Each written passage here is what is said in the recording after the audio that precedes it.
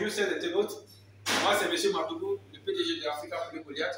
Je suis avec mon collaborateur, M. Agoton, le spécialiste de la production des pétales améliorés qui ont le même caractère et le même aspect que les poulets Goliath. Donc, je lui laisse la parole. Il va nous expliquer quelles sont les performances de ce type de pétales. Ok, merci le PDG de Africa Poulet Goliath. Merci de m'avoir passé la parole. Nous devons quand même participer à une activité de commun accord ensemble. Et comme je l'ai dit tantôt, nous produisons les œufs qui viennent de la fête. Et comment nous obtenons ces œufs? Ce n'est pas insémination artificielle. Donc on prélève l'espèce chez les mâles, on injecte aux femelles pour avoir les œufs à jet. Et ces œufs collectés sont regroupés et stockés pendant environ une semaine. Et ces œufs, on transfère vers le pouvoir.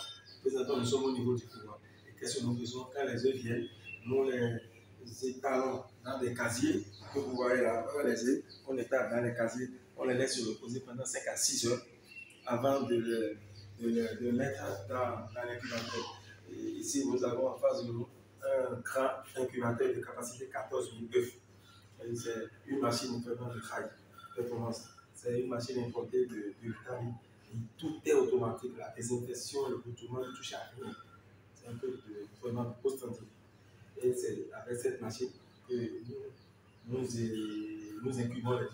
Et quand on passe les œufs font pratiquement 7 jours dans la machine. Mais à mi-parcours, à 2 semaines, précisément à 14-15 jours, on sait les œufs, on mire pour voir est-ce que le germe évolue. Là où le germe n'évolue pas, on va les éclairer, on sort ces œufs, on retourne encore les œufs dans l'incubateur. Et ces œufs séjournent à nouveau 10 jours en plus. Donc ça fait les 24 heures. Et après, le 25e jour, on transfère les œufs de l'incubateur vers le couloir qui est dans la salle d'éclosion que l'on fait visiter tout à l'heure. Donc, c'est ce que nous faisons. En dehors de ça, nous n'avons pas que, disons, le seul incubateur. Nous avons 3 grands incubateurs, un de capacité 14 000, comme je l'ai dit, le second de capacité 3 500 et le troisième de capacité 2000. Et pourquoi nous avons quand même ces types de machines? Pourquoi on va tourner en parc ou bien pourquoi on va procéder à l'entretien de l'autre? Donc, on transfère les œufs d'une machine à une autre. Et pourquoi nous avons choisi une machine de capacité au moins 14 000 œufs? Nous avons l'objectif. Notre objectif, c'est de produire c'est de sortir 3 500 pentados toutes les semaines. Toutes les semaines.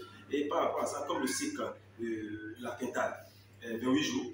Donc, on s'est dit, et comme on ne doit pas garder les œufs aussi au-delà d'une semaine, pour que ces œufs-là ne perdent pas le taux de fertilité, donc on collecte les œufs pendant une semaine et on les ramène. Donc, on collecte les œufs et on essaie de mettre toutes les semaines 3 500 œufs.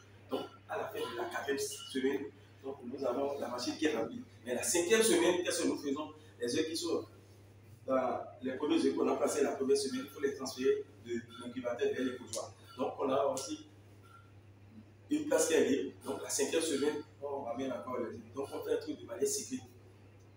Ça veut dire que toutes les semaines, nous plaçons les œufs. Ce qui fait que nous avons la possibilité, avec la machine, de sortir autour de 3 500 œufs et 3 500 pentados toutes les semaines. Voilà, en quelque sorte, ce que nous faisons.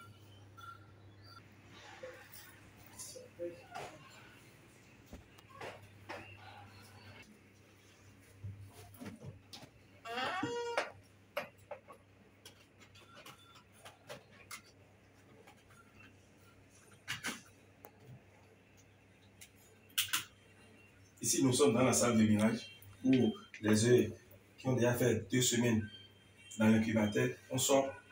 Et en sortant, nous voyons les œufs dont l'intérieur est clair. Les œufs dont le germe n'évolue pas, on les sort. Maintenant, là, c'est un casier qui permet de mirer les œufs en 1 minute, 2 minutes. Maintenant, quand on a des doutes sur un œuf, on prend le mirage individuel. C'est avec le mirage individuel qu'on procède au mirage spécifique et puis pointu des œufs. Donc, voilà. Et après ça, on retourne les œufs, comme je l'ai dit, dans l'incubateur.